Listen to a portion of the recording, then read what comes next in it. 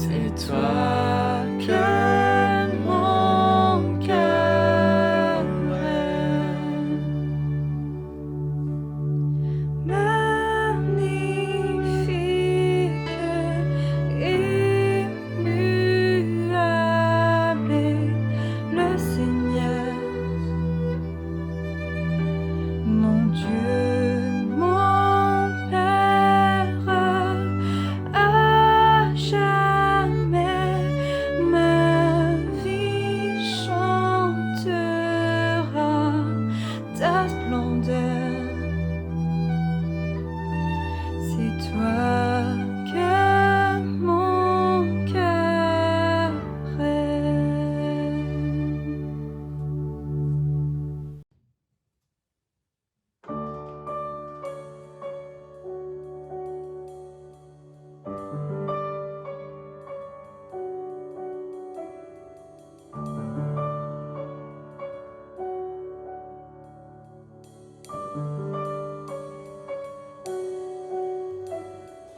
Présence est mon besoin, mon désir au quotidien. Sans ta présence, ma vie n'a plus aucun sens. Ta présence est mon oxygène, mon chant d'amour qui m'est nécessaire. Sans ta présence, exister n'a plus de sens.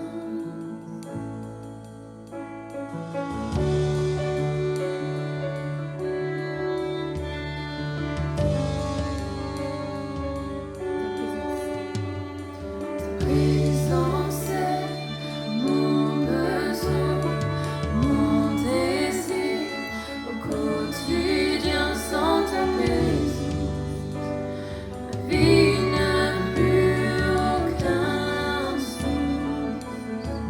Ta présence est mon oxygène, mon chant d'amour qui m'est nécessaire. Sans ta présence, exister n'a plus de sens. Alors je t'exalterai, Dieu, je t'exalterai. Nul autre n'est semblable à toi. Et je t'exalterai, oui, je t'exalterai. Nul autre nom n'est élevé.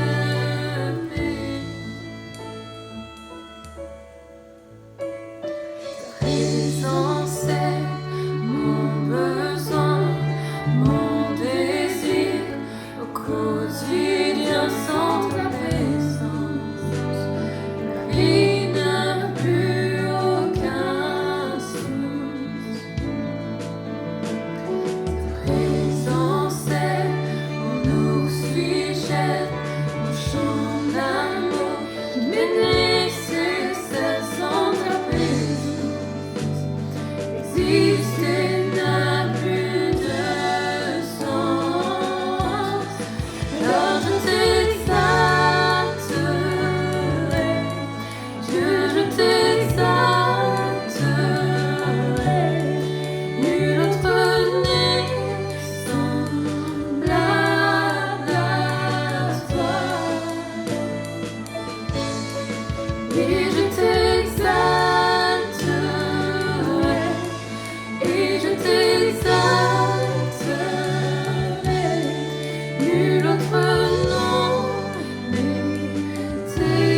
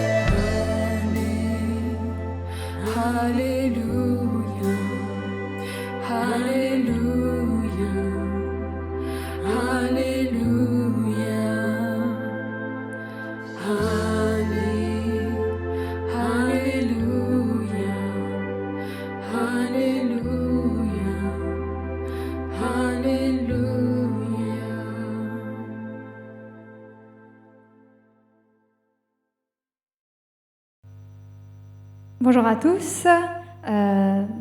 Merci Seigneur pour nous avoir réunis aujourd'hui ici pour le louer. Alors nous allons commencer par une prière.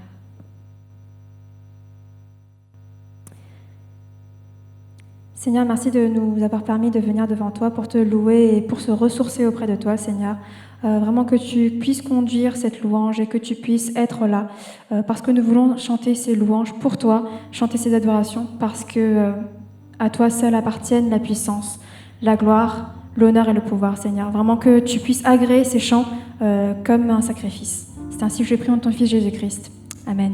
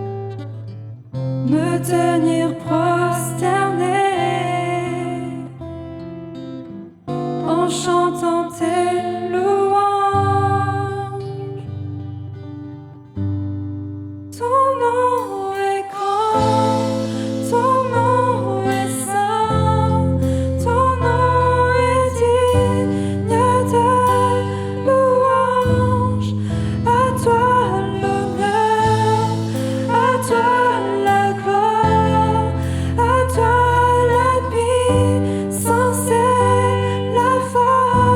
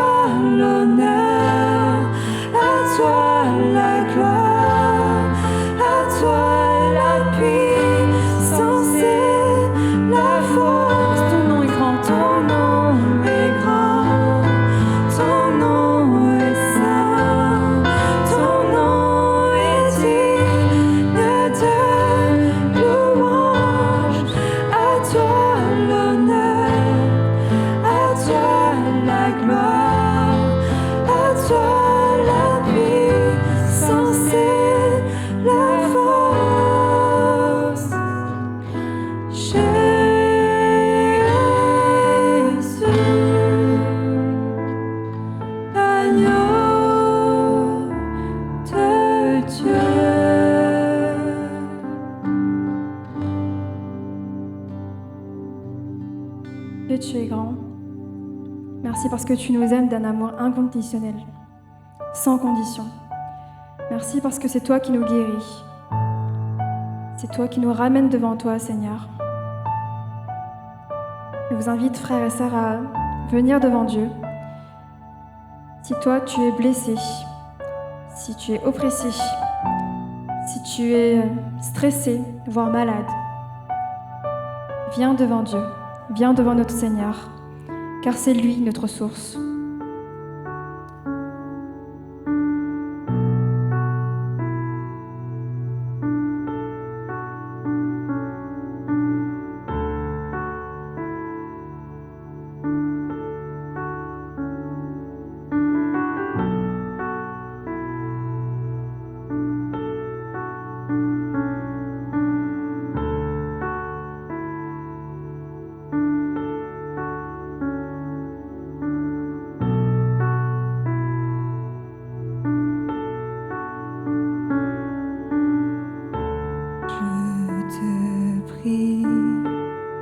Et tu entends ma voix.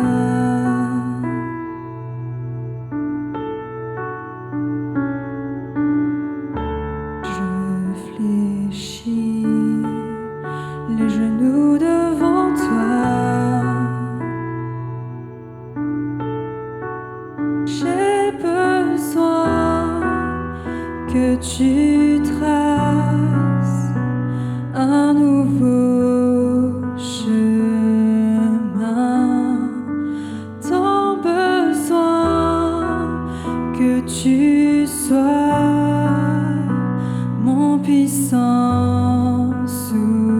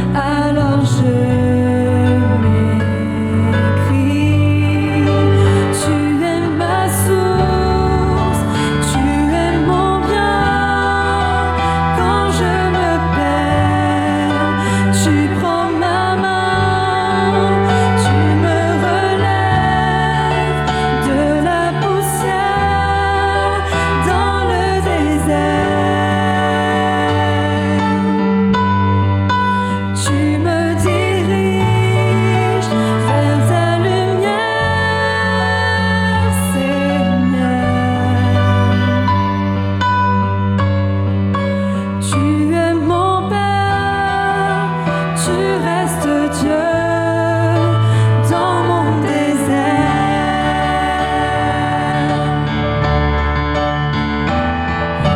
Rien ne me séparera de ton amour.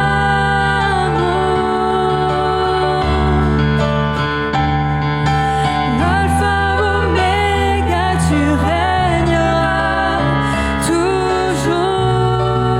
Proclamons-le.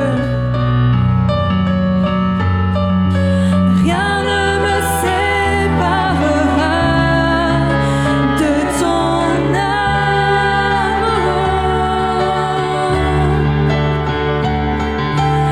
Alpha, Oméga, tu régneras toujours. Encore une fois.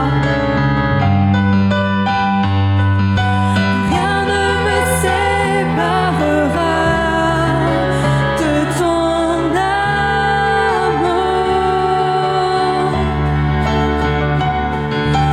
Alpha, Oméga, tu régneras toujours.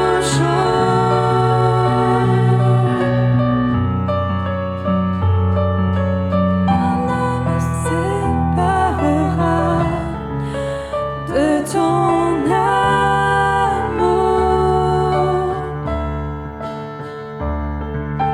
Alpha, Oméga, tu régneras toujours. Tu es ma source. Tu es ma source. Tu es mon bien. Quand je me perds, tu prends ma main. Tu me relèves de la poussière dans le désert.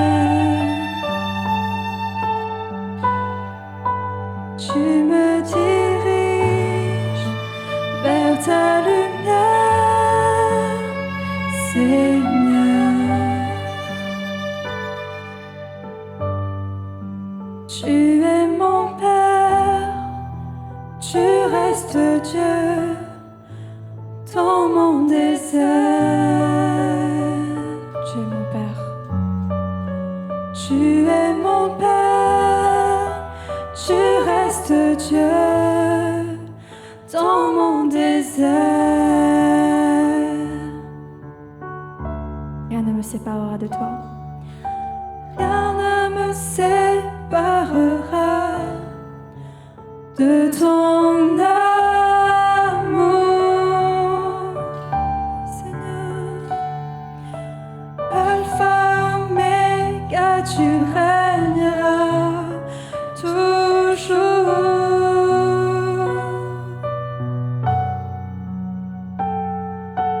Rien ne me séparera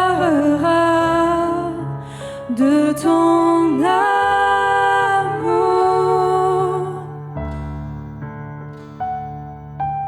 Alpha, Oméga, tu régneras toujours.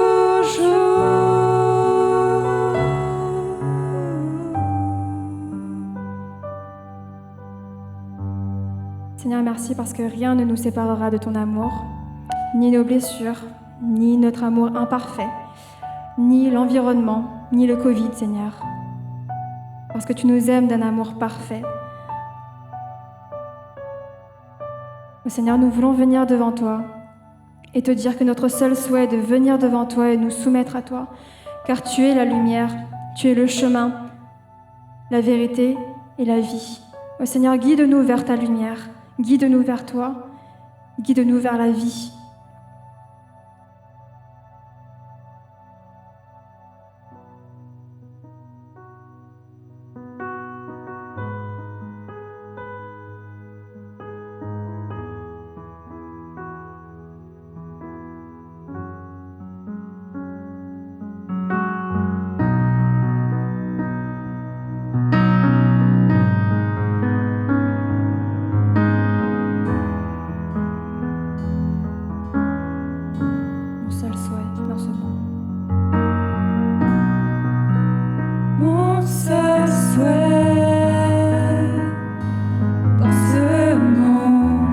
et de te rencontrer. Chaque jour que je vis, je ne cesse de croire en ton nom,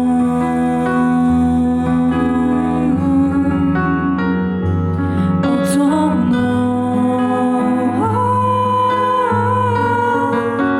Tu es mon maître et je veux me soumettre à ta volonté, mon bien-aimé.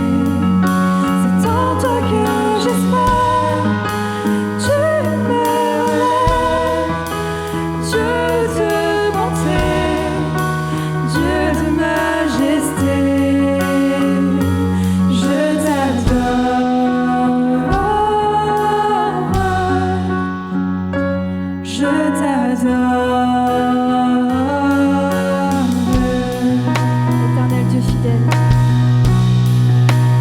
Éternel, Dieu fidèle, je cherche à te suivre. Oh, chaque jour que je vis, je ne cesse de croire en ton nom, en ton nom.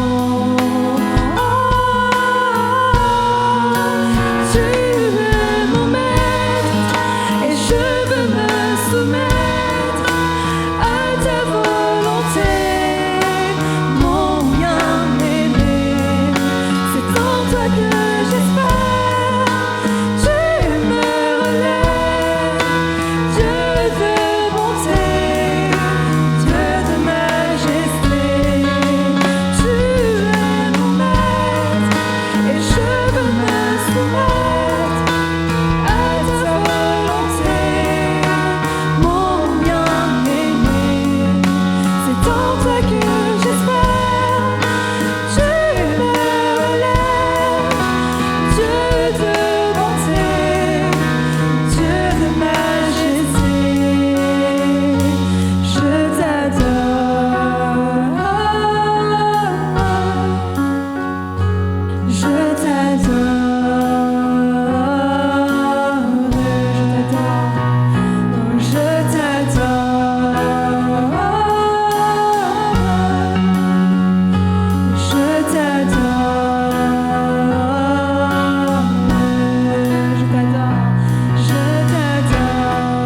t'adore, je t'adore, je t'adore,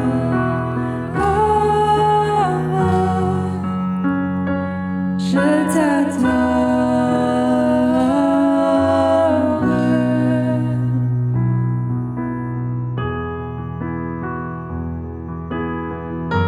tu es mon maître et je veux me soumettre.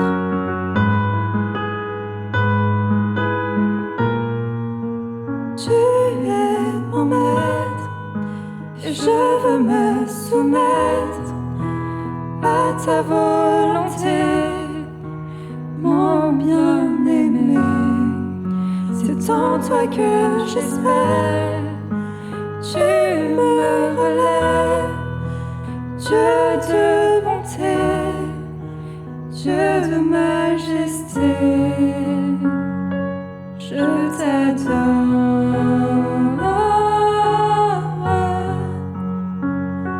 je t'adore.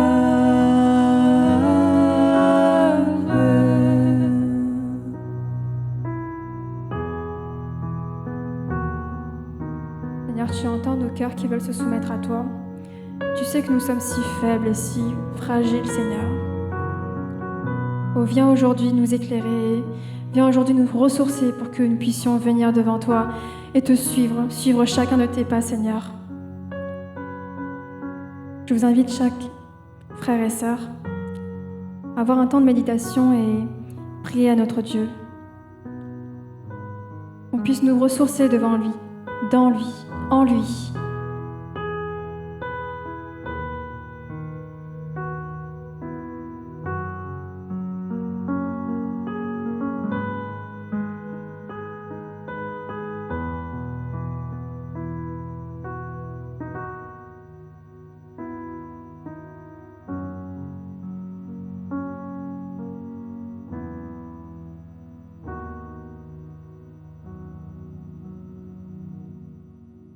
Bonjour à tous et bienvenue sur le live d'aujourd'hui de l'église.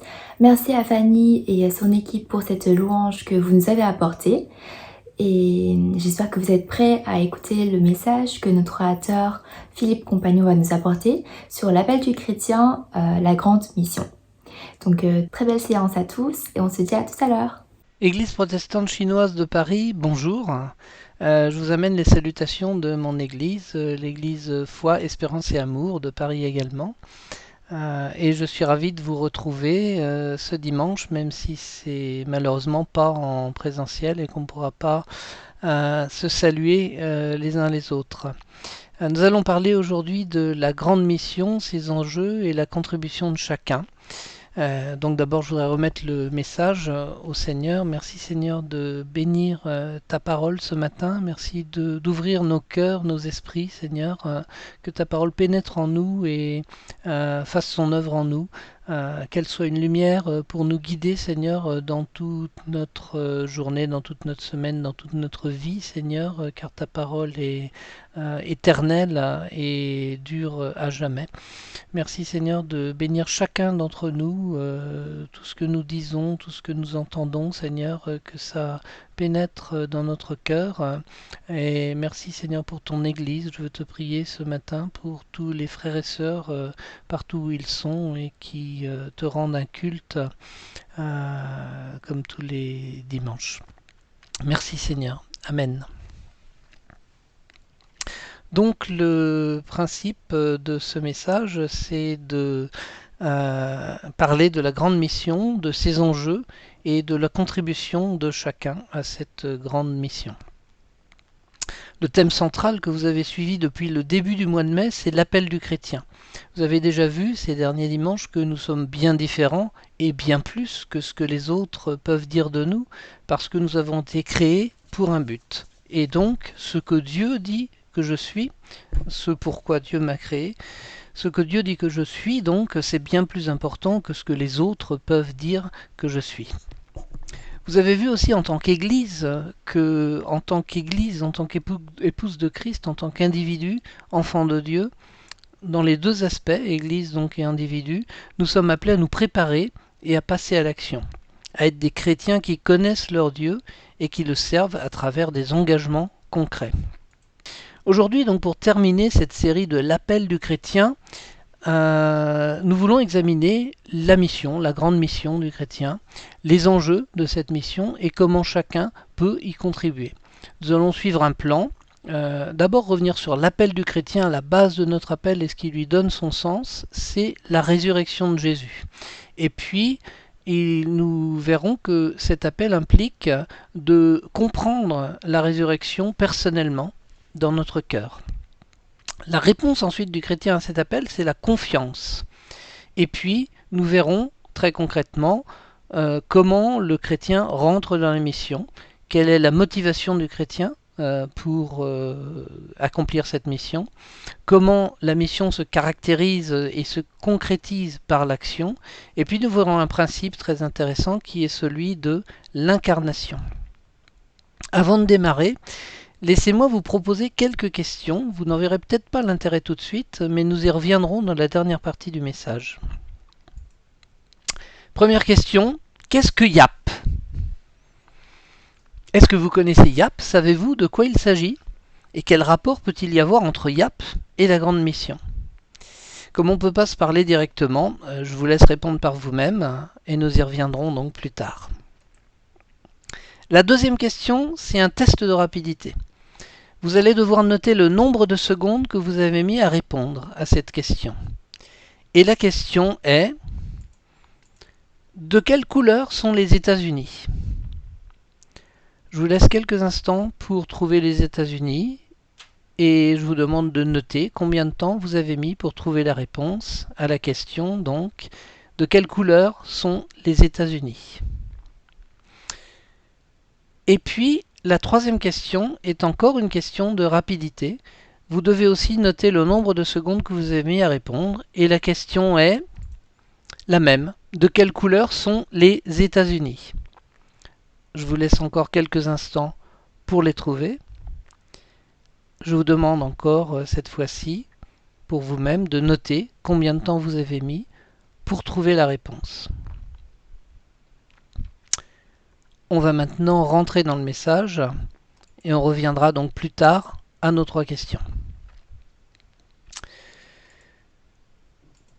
L'appel du chrétien est le sens que la résurrection donc, de Jésus donne à notre appel.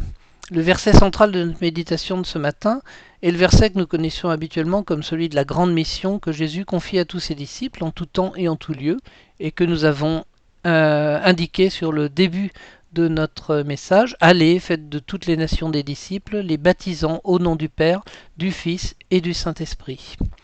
Avant d'écouter les paroles de Jésus, mettons-nous un peu dans l'ambiance de ces moments si particuliers. Jésus a été crucifié il y a quelques jours et le matin du premier jour de la semaine, Matthieu nous rapporte que Marie de Magdala et Marie, mère de Jacques, arrivent au sépulcre. Puis il y a un ange qui vient à ce moment précis rouler la lourde pierre qui fermait le tombeau, ce qui provoque d'ailleurs un grand tremblement de terre. Cette pierre donc avait été scellée par les Juifs, la pierre du tombeau, avec l'accord de Pilate. Ils avaient soigneusement fait garder le tombeau par leur propre garde, parce qu'ils voulaient précisément pas, avait-il dit à Pilate, que l'on puisse venir dérober le corps et prétendre à une résurrection. On peut lire ça en Matthieu, donc 27, 62, 64. Le lendemain, qui était le jour après la préparation, les principaux sacrificateurs et les pharisiens allèrent ensemble auprès de Pilate et dirent « Seigneur, nous nous souvenons que cet imposteur a dit, quand il vivait encore, « Après 3 jours je ressusciterai ». Ordonne donc que le sépulcre soit gardé jusqu'au 3e jour, afin que ses disciples ne viennent pas dérober le corps et dire au peuple « Il est ressuscité des morts ». Cette dernière imposture serait pire que la première. Vous voyez, ce sont les responsables religieux juifs les plus importants de l'époque qui s'étaient mis d'accord et avaient pris les mesures nécessaires pour éviter toute fraude au sujet d'une possible résurrection de Jésus. Le texte nous dit bien qu'ils étaient parfaitement au courant que Jésus avait annoncé qu'il allait ressusciter. Mais dans leur incrédulité, bien sûr, au sujet de la personne de Jésus, ils ne voulaient pas croire que cette résurrection soit possible. Pourtant, et pour éviter tout problème, selon eux, ils ont pris toutes ces précautions. Et finalement, toutes ces précautions prises nous assurent maintenant que la résurrection de Jésus a bien été une réalité incontestable. Quand on parcourt les évangiles, on se rend compte que Jésus a à plusieurs reprises parlé à ses disciples de la résurrection. Il leur a parlé à ses disciples de la résurrection. La première fois que c'est rapporté, c'est en Matthieu 16, 21 et dans les parallèles, après que ses disciples aient confirmé qu'ils avaient bien compris que Jésus était le Christ, le Messie. Et puis Jésus leur annonce à ce moment-là qu'il allait ressusciter. Ensuite, en Matthieu 17, 9 et parallèle, en redescendant de la montagne de la transfiguration. Marc d'ailleurs, Marc 9.9 nous précise qu'à ce moment-là, les 3 disciples présents avec Jésus lors de la transfiguration se demandent ce que peut bien signifier ressusciter des morts. Ils n'ont pas compris ce que ça veut dire. Et puis ensuite en Matthieu 17.23 et en Marc 9.31, lorsque Jésus parcourt la Galilée avec ses disciples, il leur parle encore de cette résurrection. Et Marc nous précise, en Marc 9.32, que les disciples ne comprenaient toujours pas cette parole. 3e fois que Jésus leur en parlait. La 4e fois, c'est quand ils étaient en route vers Jérusalem, en Matthieu 20.19 et les parallèles. À ce moment, c'est pourtant donc la 4e fois que Jésus évoque cela avec ses disciples, mais on voit que les disciples, au lieu de se concentrer sur ce sujet, qu'ils n'ont toujours pas compris, passent leur temps à se demander la place qu'ils vont occuper dans le royaume de Dieu. Et puis, en Marc 14, 28, Jésus annonce même à ses disciples qu'après sa résurrection, il les précédera en Galilée. Dans l'évangile de Jean, on n'a pas de récit aussi précis de ces événements, mais Jésus dit à ses disciples, Jean nous dit une chose importante en Jean 29, c'est que même à l'instant qui précède leur entrée dans le tombeau, et juste avant de constater donc la résurrection, les disciples ne comprenaient pas encore que Jésus devait ressusciter des morts. On voit ça en Jean 29. Et même ils ne comprenaient pas. Pourtant, alors que nous dit Jean, cela aurait dû leur être connu à partir des Écritures. Que constatons-nous maintenant après cette courte promenade dans les pas des disciples ? Jésus a tenté de multiples fois d'attirer l'attention des disciples sur sa résurrection. Mais les disciples n'ont jamais vraiment essayé de comprendre cela, de demander à Jésus plus d'explications. Au contraire, ils restaient focalisés sur des points bien terrestres, comme de se demander qui était le plus grand parmi eux, ou si le royaume d'Israël allait être mis en place tout de suite.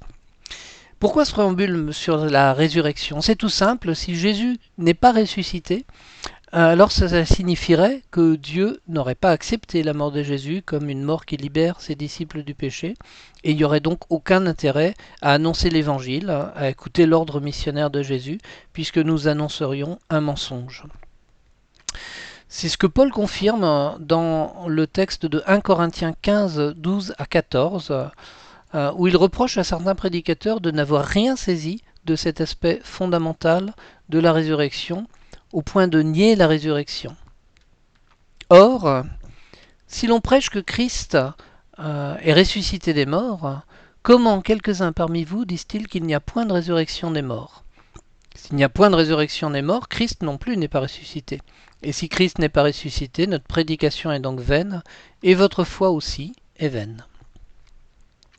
Gardons donc ceci en tête, le fondement de la mission que Jésus nous a confiée, ce qui lui donne son sens profond, c'est bien la résurrection de Jésus.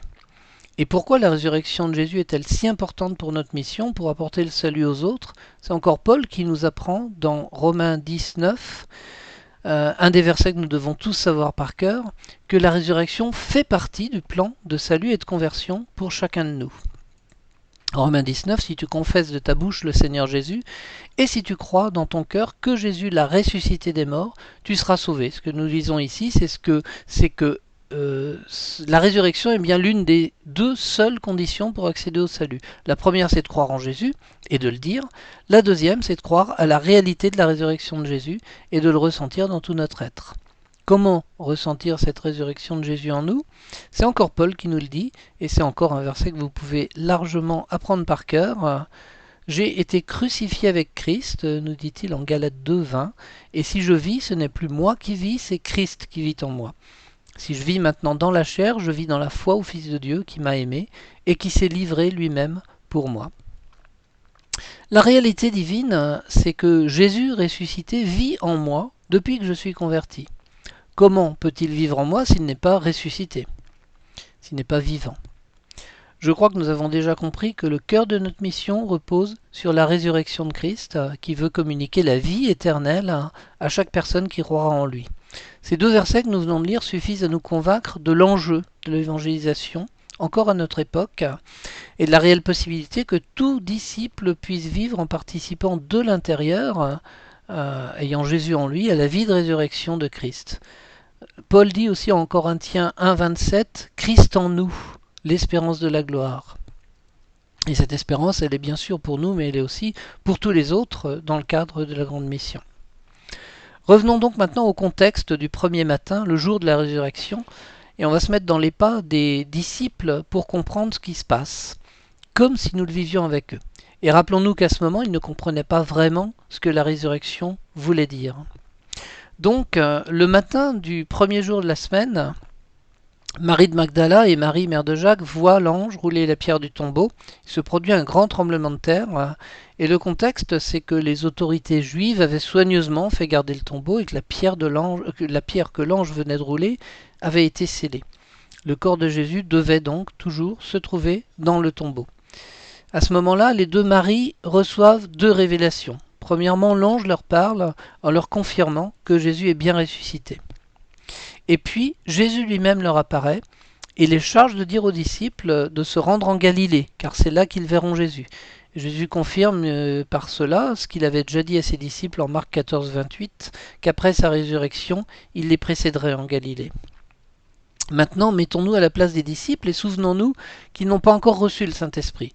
Pendant plusieurs dizaines de jours, jusqu'à l'Ascension, Jésus continuera à leur apparaître et nous verrons combien leur foi a des lacunes, à l'image de Pierre qui a du mal à dire à Jésus qu'il l'aime, ou des disciples d'Emmaüs qui ne reconnaissent pas Jésus car ils ne s'attendaient pas à le voir. Nous avons reçu le Saint-Esprit et nous devrions plutôt être comme les disciples après la Pentecôte, après Acte 2, capables de parcourir les villes en annonçant l'Évangile avec force et accompagnés par les signes de la puissance de Dieu.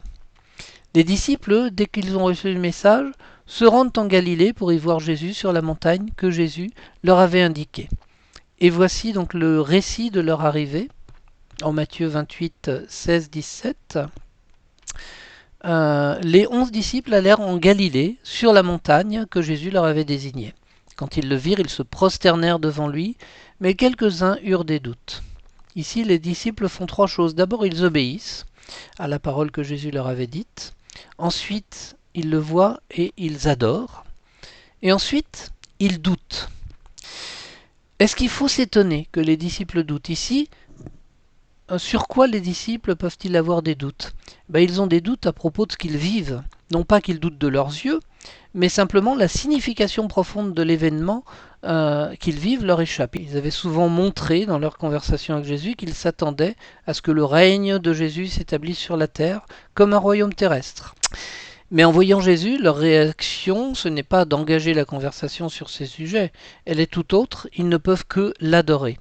Devant la personne de Jésus, ils ne peuvent que douter de ces pensées de royaume terrestre qui les habitaient, et ils ne peuvent que s'en débarrasser. Donc le cœur des disciples change, il vient de changer. Ils viennent d'expérimenter la réalité de la résurrection de Jésus, ils viennent d'être saisis par ce qu'ils ont vu, par l'aspect éternel de cette réalité.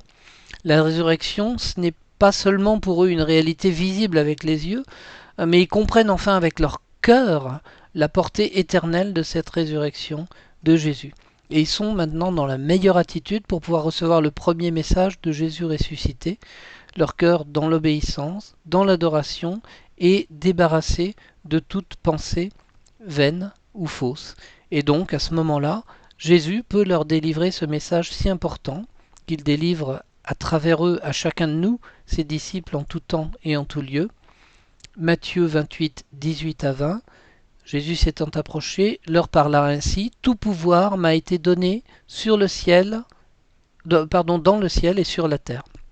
Allez, faites de toutes les nations des disciples, les baptisant au nom du Père, du Fils et du Saint-Esprit, et enseignez-leur à observer tout ce que je vous ai prescrit.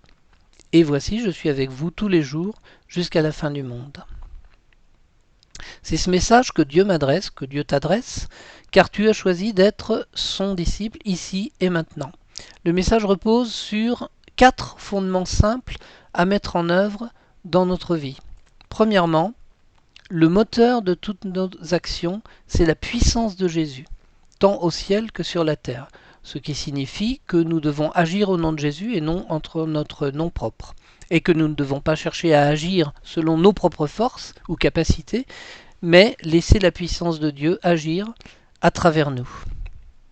Deuxièmement, toute occasion est bonne.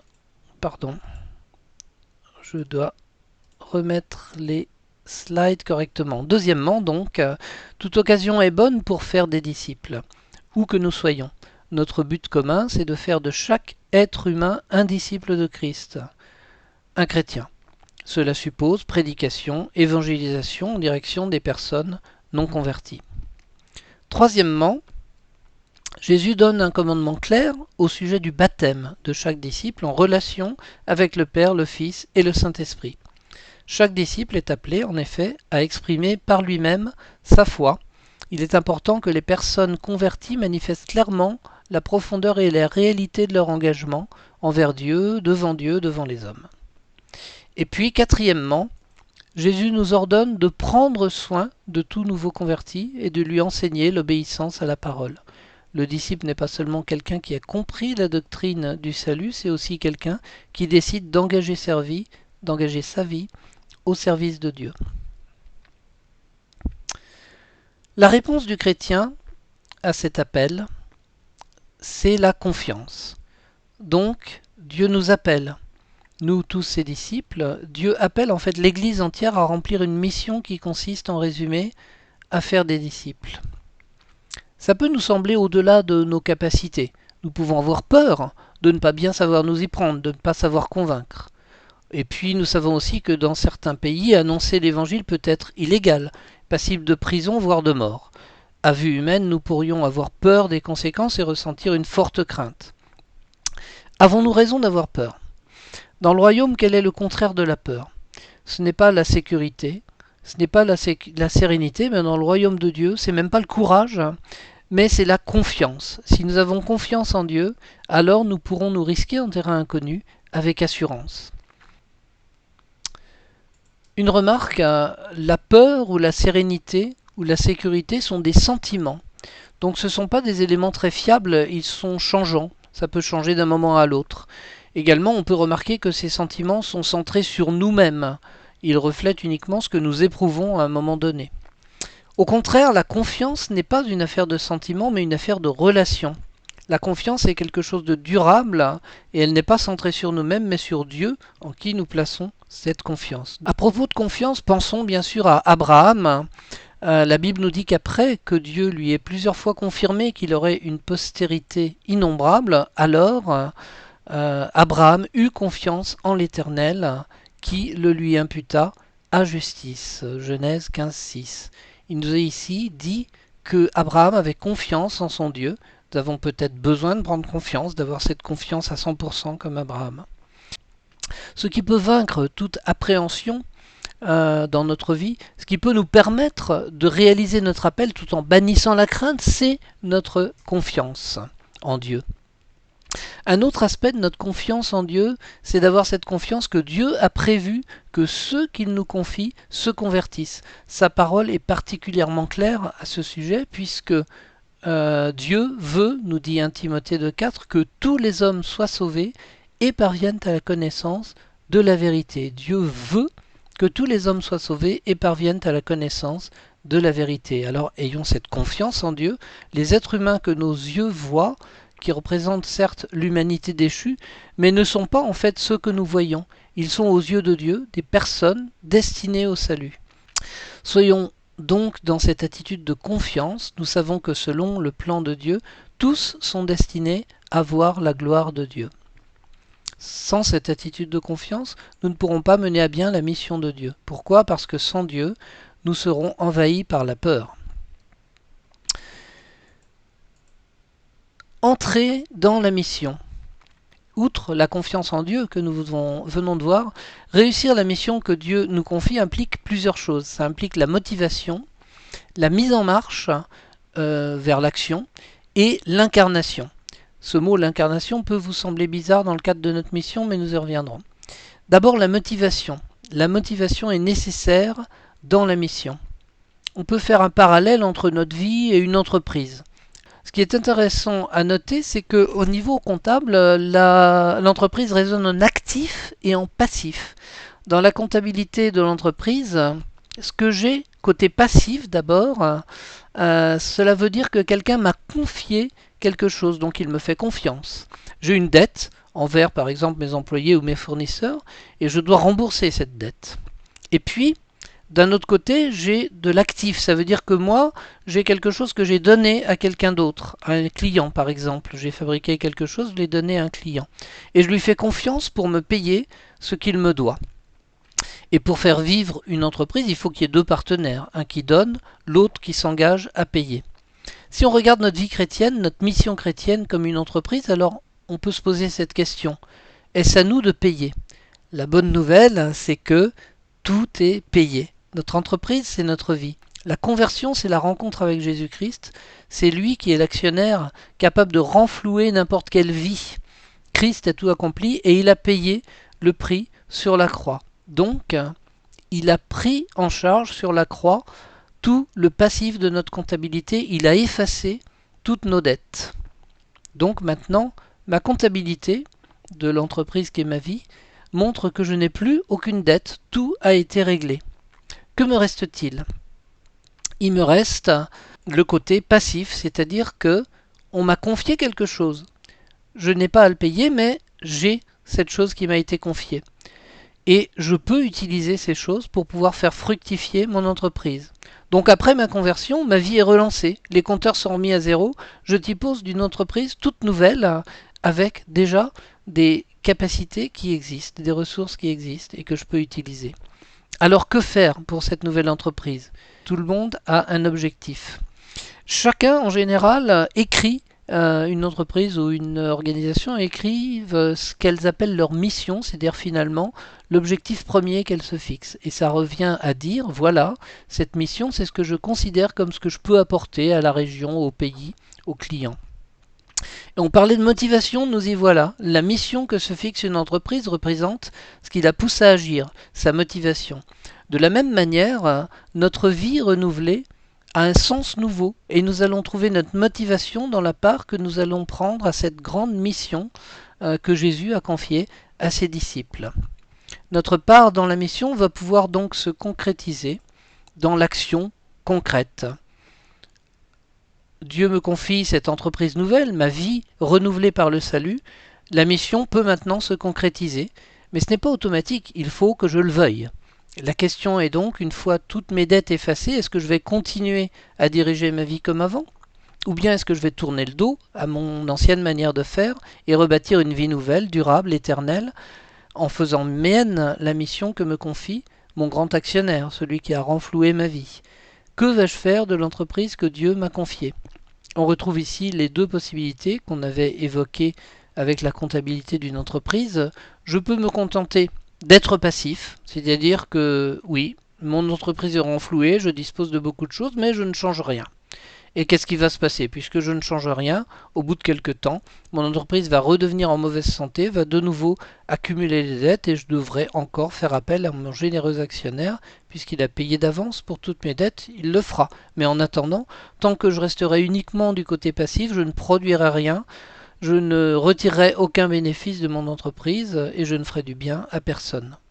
Puisque ma vie ressemble à ma vie d'avant, personne ne percevra aucun message divin à travers moi et personne ne risque de reconnaître Dieu à travers mon témoignage. Je resterai donc stérile en étant incapable de porter le moindre fruit pour le royaume. Triste tableau, mais évidemment, il ne tient qu'à moi que ce tableau soit différent. Je peux au contraire décider d'être actif. Donc mes dettes ont été payées.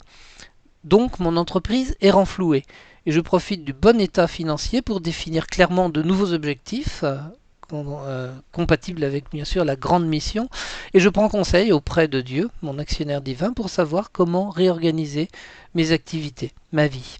Première chose à remarquer, c'est que puisque nos dettes sont payées, nous pouvons nous donner gratuitement, puisque nos dettes sont payées, nous pouvons donner gratuitement ce que nous possédons.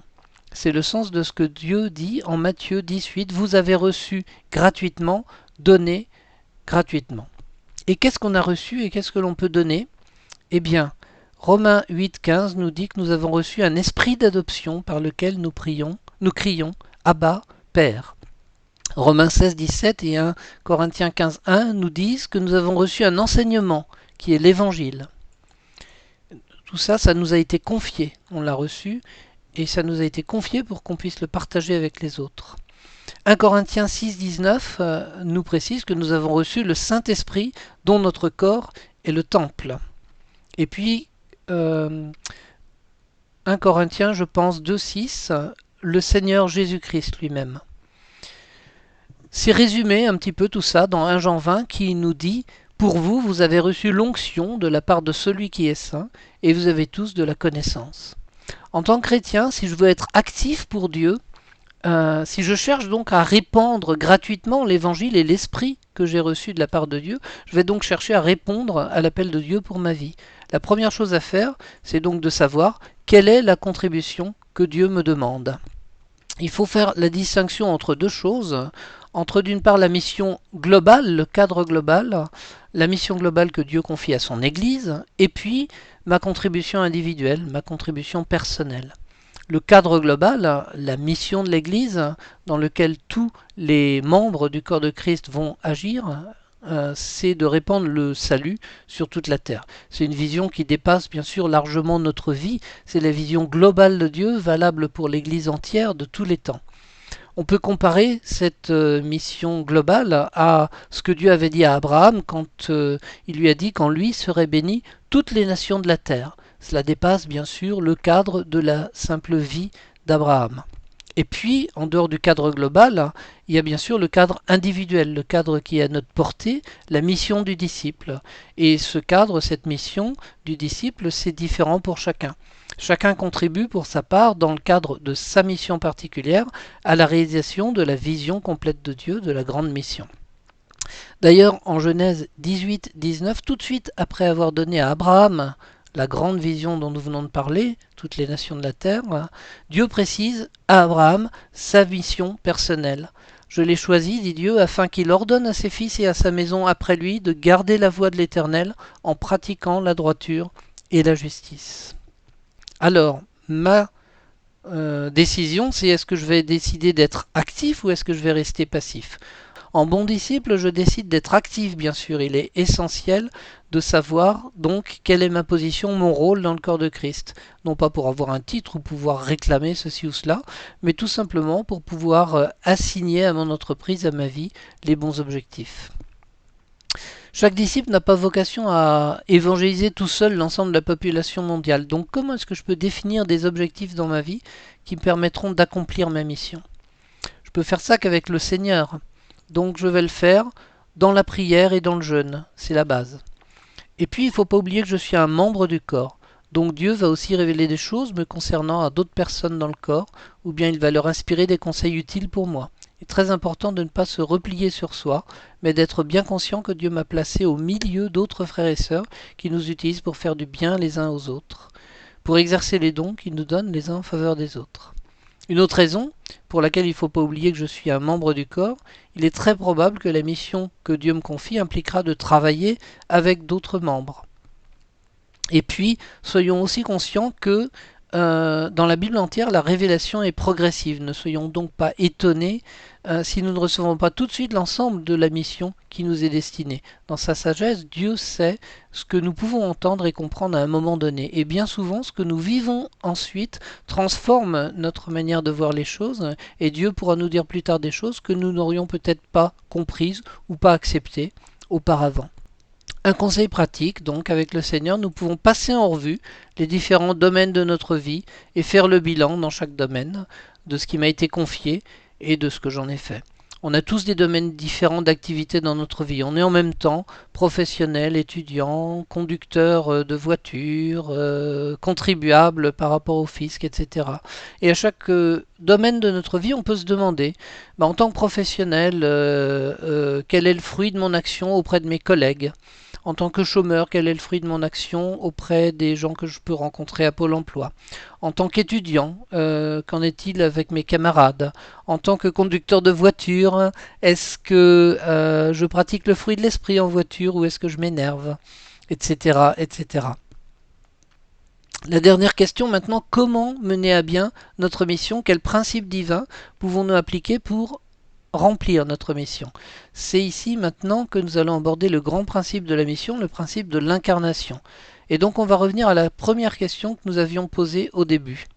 C'est quoi YAP ? Est-ce que cela vous a dit quelque chose ? Alors en fait, je ne vous fais pas languir plus longtemps, voici YAP. YAP, c'est une petite île en Micronésie, petite île de l'océan Pacifique, tout à l'est des Carolines. Elle est située à 477 km de l'île la plus proche et à 1500 km des Philippines. Des milliers de kilomètres d'océan donc la séparent du monde dans presque toutes les directions. Pour parler de l'incarnation, on va prendre cet exemple de Yap. Imaginez donc que le pasteur, votre pasteur vous dise « Je connais ton amour pour le Seigneur et ton dynamisme pour l'évangélisation. Je sais que tu es un leader capable de convaincre, que tu t'intéresses aux gens et à leur salut. Je te libère pour 2 ans avec la mission d'aller t'intégrer à la population de Yap, de leur parler du Seigneur et de gagner les âmes de Yap à Christ. » Qu'est-ce que vous lui répondez ? Je suis certain que vous aurez plein de questions et parmi ces questions, il va y avoir des questions très pratiques. Comment est-ce qu'on vit là-bas? Qu'est-ce qu'on mange? Quelle langue parle-t-on? Qu'est-ce qui est poli ou mal poli à Yap? Comment est le climat? Comment est-ce qu'il faut s'habiller à Yap? Toutes ces questions tournent autour d'une chose, bien sûr, la culture de Yap, qui n'est pas la mienne, qui n'est pas la nôtre. Et intuitivement, on sait qu'elle est différente, parce qu'on n'est pas né à Yap et on n'y vit pas. Et on n'a probablement pas la moindre idée de comment vivent les Yapois, c'est leur nom.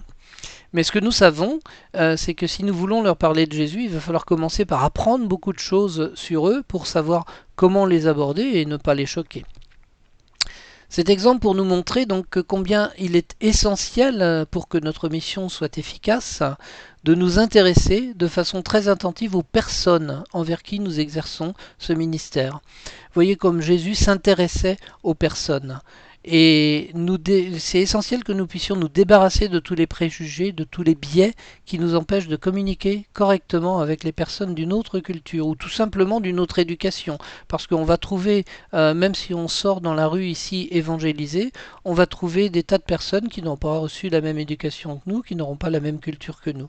Bien évidemment, à Yap, ce sera beaucoup plus visible, mais ce sera partout pareil. Nous n'avons pas le temps de parler en détail de l'expérience de Sherwood Lingenfelter, qui est un missionnaire américain à qui son pasteur lui a demandé précisément de quitter New York et de s'installer pour 2 ans à Yap. Il le raconte dans son livre Missionnaire en culture étrangère, et il raconte dans ce livre comment il a été difficile, voire douloureux, de devoir apprendre par exemple à habiter dans les conditions locales, à s'adapter à la gestion du temps à Yap, où un retard de 2 heures est considéré comme normal, à s'adapter à la façon de travailler à Yap, parce que là-bas il est plus important de soigner la relation avec les autres travailleurs que de terminer le travail. Donc toutes ces choses nous montrent que pour la mission, cette culture de Yap peut déjà nous apprendre quelque chose. Méfions-nous de cette tendance assez répandue à être plus orienté vers la tâche que vers les personnes. Rappelons-nous que notre objectif n'est pas de travailler à écrire de belles prédications ou de beaux témoignages à répéter aux non-convertis pour les évangéliser sans y changer une virgule, mais ce n'est pas un travail. Ce qui est nécessaire, c'est d'établir une relation, d'entrer en relation avec les personnes tout en restant nous-mêmes en relation avec le Saint-Esprit afin de les comprendre et de pouvoir leur apporter ce dont elles ont besoin. À travers cette mission à Yap, Sherwood Lingenfelter a compris que nous voyons les autres à travers des lunettes de notre propre culture, les lunettes qui sont des filtres que met devant nos yeux notre propre culture. Et ça introduit des biais dans la façon dont nous voyons les autres. Chaque individu, comme chaque société, a ses propres caractéristiques et on doit être conscient que souvent notre propre culture humaine, notre culture chrétienne même, nous fait percevoir les caractéristiques des autres comme des biais, des choses qui ne devraient pas exister, des anomalies. Mais méfions-nous de ces perceptions et de nos jugements rapides. Et puis revenons maintenant aux questions 2 et 3 du début du message. Il s'agissait de trouver rapidement les États-Unis sur 2 cartes. Si on habite Paris, on est habitué à voir le monde comme à gauche ici. Et donc, probablement, avec l'Europe au centre, on ne mettra pas longtemps à trouver les États-Unis parce qu'on sait qu'ils sont à gauche, à peu près au centre. Et puis si on habite Tokyo, par contre, on a plutôt l'habitude de voir la carte du monde comme celle de droite. Et puis on sait qu'à ce moment-là, on trouvera rapidement les États-Unis parce qu'on sait qu'ils sont à droite de la carte. Mais si on habite Paris et si on regarde la carte avec l'Asie au centre, eh ben on mettra beaucoup plus de temps à trouver les États-Unis parce qu'on n'y est pas habitué. Et inversement. Et pourtant, ces 2 cartes représentent exactement les mêmes choses. Voici un exemple de lunettes. Chacun voit les choses avec les lunettes de sa culture. Certaines cartes placent l'Europe au centre, d'autres placent l'Asie au centre. Il n'y a pas ici une vérité, une erreur, mais 2 représentations d'une même réalité, vues selon la culture de chaque région. Et si on habite New York, alors on sera peut-être habitué à une carte avec l'Amérique au centre, comme celle que nous voyons ici. Ce genre de biais culturel, si on n'en est pas conscient, ça va engendrer des incompréhensions, des quiproquos. On n'arrivera pas à faire passer notre message. Si je dis que les USA sont à gauche de l'Europe, celui qui utilise une carte centrée sur l'Asie va me prendre pour un fou, et ça entraîne pour tout le monde un nuage de confusion. Alors pour éviter cela, on en arrive au principe indispensable de l'incarnation. Ce que le missionnaire a compris à Yap, c'est que pour pouvoir comprendre une culture différente, nous devons redevenir des enfants et grandir au milieu de cette nouvelle culture. C'est seulement en étant devenu l'un d'eux qu'il a pu espérer enseigner les habitants de Yap. Redevenir des enfants. Le principe de l'incarnation, donc, c'est avoir la volonté d'apprendre comme si on était un petit enfant. Jésus nous a montré le chemin. C'est pour ça qu'on parle du principe de l'incarnation. C'est exactement ce qu'il a fait. Il a accepté de quitter le royaume de Dieu, la culture qu'il avait du royaume de Dieu, de renoncer à ses prérogatives divines, à sa culture divine, pour se plonger dans la réalité terrestre, jusqu'à naître et grandir comme tout enfant humain, et jusqu'à acquérir la culture de sa région et de son époque. Dans notre propre chemin de conversion, nous vivons aussi une sorte d'incarnation en sens inverse. En effet, le salut chrétien est une réorientation qui nous fait redevenir un enfant pour grandir notre nouvelle culture, celle du royaume de Dieu, comme nous l'a dit Jésus, qui nous a dit, je vous le dis en vérité, si vous ne vous convertissez et vous ne devenez comme des petits-enfants, vous n'entrerez pas dans le royaume des cieux. Et encore, quand il dit à ses disciples, laissez venir à moi les petits-enfants, ne les en empêchez pas, car le royaume de Dieu est pour ceux qui leur ressemblent, je vous le dis en vérité, quiconque ne recevra pas le royaume de Dieu comme un petit enfant, n'y entrera point. Le missionnaire Sherwood Lingenfelter écrit que c'était sa responsabilité de travailler aussi dur pour devenir un Yapois, que Jésus lui-même l'a fait pour devenir un Juif. Jésus nous envoie dans le monde entier. C'est le mandat missionnaire donc de Matthieu 28, 18 à 20. En tant que ses messagers, nous avons à suivre son exemple. Nous devons nous incarner dans les cultures dans lesquelles nous sommes envoyés. Retenons donc cette idée de l'incarnation. Quel que soit notre lieu géographique, nous pouvons à notre échelle appliquer dans notre vie de missionnaire le principe de l'incarnation. Pour pouvoir venir en aide à une personne sur le plan spirituel, pour pouvoir leur apporter l'évangile d'une manière qu'ils puissent comprendre, il est impératif, tout d'abord, que nous la comprenions, que nous comprenions sa manière de penser, ce qui la retient loin de Dieu dans son domaine spirituel, dans le domaine spirituel. Sinon, nous n'avons aucune chance d'être compris. Et si on veut servir, par exemple, des prisonniers, des handicapés, des SDF, on doit apprendre beaucoup de choses à leur sujet, nous documenter. On doit faire, bien sûr, attention à l'histoire de chaque personne en particulier aussi. On doit faire, en fait, ce que faisait l'apôtre Paul. On doit imiter Paul. Dans au moins 2 passages, nous voyons qu'il appliquait ces principes essentiels. Dans 1 Corinthiens 9, 20-23, Paul explique qu'il se fait tout à tous. Avec les Juifs, j'ai été comme Juif afin de gagner les Juifs. Avec ceux qui sont sous la loi, comme sous la loi, etc. Avec ceux qui sont sans loi, comme sans loi, quoique je ne sois point sans la loi de Dieu, étant sous la loi de Christ, afin de gagner ceux qui sont sans loi. J'étais faible avec les faibles, afin de gagner les faibles. Je me suis fait tout à tous, afin d'en sauver de toute manière quelques-uns. Le deuxième passage, c'est Actes 17, 23, où Paul parcourt la ville des Grecs, la ville d'Athènes, et considère les objets de dévotion des Athéniens. Et il dit, j'ai même découvert un autel avec cette inscription à un Dieu inconnu. Et donc il utilise ça, Paul, pour leur annoncer, ce que vous verrez sans le connaître, c'est ce que je vous annonce. Il leur annonce Jésus en partant de leur culture. Laissons-nous inspirer par Dieu pour faire de même, repérons les dieux inconnus, entre guillemets, de nos interlocuteurs. Et rappelons-nous aussi que nous ne sommes pas seuls. Le Saint-Esprit est nécessaire en tout, ainsi que les frères et sœurs que le Seigneur nous donne. Alors en conclusion, je vous propose de nous lancer aujourd'hui ce défi.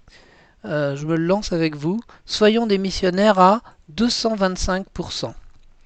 75% du royaume, nous sommes sur le chemin de la sanctification, donc pas 100%, mais on a, en plus de notre propre culture, la culture du royaume, donc 75% la culture du royaume. Si on est à plus de 75%, tant mieux. 75% capable de nous intégrer dans les autres cultures.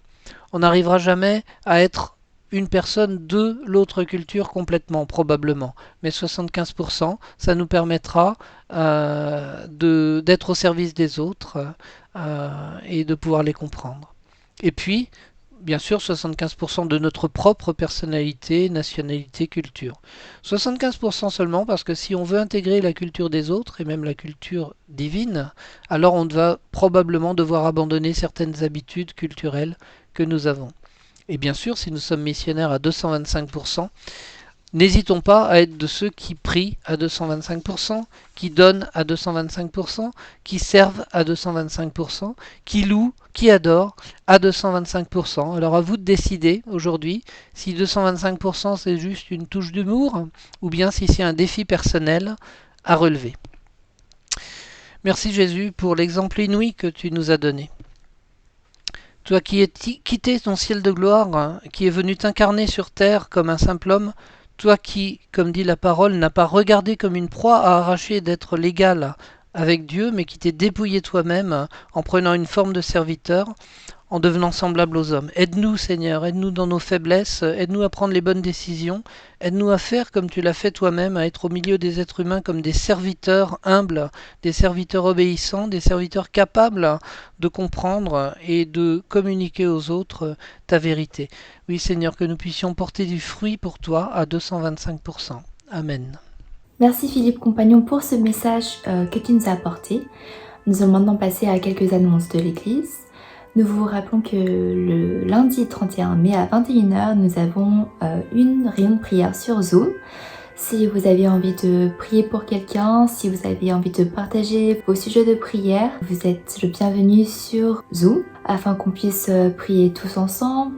Et la prière à plusieurs est beaucoup plus puissante. Nous avons également le dimanche 6 juin à 13h15 une présidence qui sera dirigée par notre frère David Zan, ainsi qu'un message apporté par l'orateur Kingston Diadia. Donc ce sera également sur YouTube, comme tous les dimanches. Le message aura pour thème les relations, la famille terrestre et spirituelle. Il y a également tous les 3e vendredis de chaque mois une nouvelle cover qui sortira. Donc pour le prochain cover, ce sera le vendredi 18 juin à 20h sur YouTube. J'espère qu'on a tous hâte d'écouter cette nouvelle cover. Restons connectés et suivez-nous sur nos réseaux sociaux pour être au courant de chaque événement, chaque changement, pour avoir aussi des versets bibliques en story pour nous booster. Donc vous pouvez nous suivre sur nos comptes Instagram qui est @epcp75011 ou alors @groupe Jacob ou alors @Daniel Group. Vous êtes invité à follow tous ces groupes si vous avez envie. Vous rappelons qu'il y a également un groupe Discord de l'église. Donc si vous avez envie d'y intégrer, je vous invite à aller aussi sur le PCP-CF pour pouvoir trouver le scan et scanner ce scan pour entrer dans le groupe. Nous avons tous les samedis à 15h le groupe Daniel qui se déroule sur Discord, ainsi que le groupe Jacob qui se déroule les samedis à 21h sur Discord également. Si vous êtes intéressé et que vous avez envie d'y participer, vous êtes le bienvenu et je vous invite à scanner le QR code qui se trouve sur la diapo. Donc vous pouvez le retrouver également sur le site de l'EPCP-CF et y retrouver toutes les annonces et les informations complémentaires. Vous pouvez également retrouver tous nos chants sur lepcp-louange.fr. Sur ce site, vous avez toutes les paroles, tous les chants que nous chantons à l'église. Si vous avez envie de réécouter un chant, vous pouvez le trouver très facilement sur ce site. Et si vous souhaitez vous remémorer de certaines annonces ou avoir des informations complémentaires, je vous invite à aller sur lepcp-cf.fr. Voilà, donc je vous souhaite à tous un bon dimanche et une très belle nouvelle semaine. Courage à tous et que Dieu vous bénisse. Au revoir.